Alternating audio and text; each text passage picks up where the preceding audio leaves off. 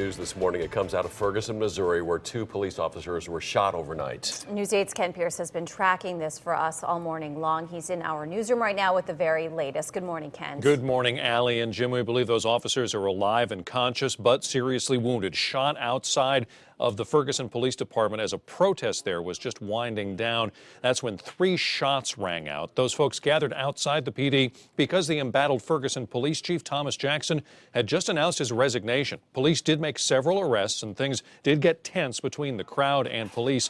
Witnesses say there were fewer than 100 protesters still left in the street around midnight, and that's when they heard and saw the shots.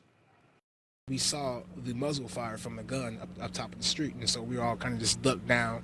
And once we ducked down, we saw the cop was shot right next to us. Several shots were fired, at least 3, and 2 officers were struck. A St. Louis County officer was struck in the shoulder, and a Webster Groves police officer was struck in the face.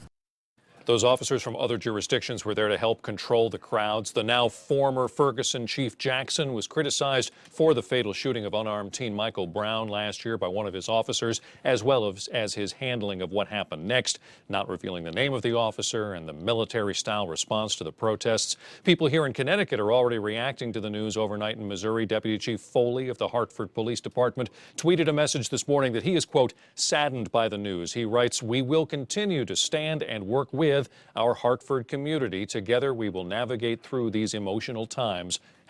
#healing. Now, the gunshots were actually captured by one of the many cameras outside the Ferguson PD. Coming up in just a few minutes, we will play that for you so you can hear those shots for yourself. For now, live in the newsroom, I'm Kent Pierce. Over to you. Thank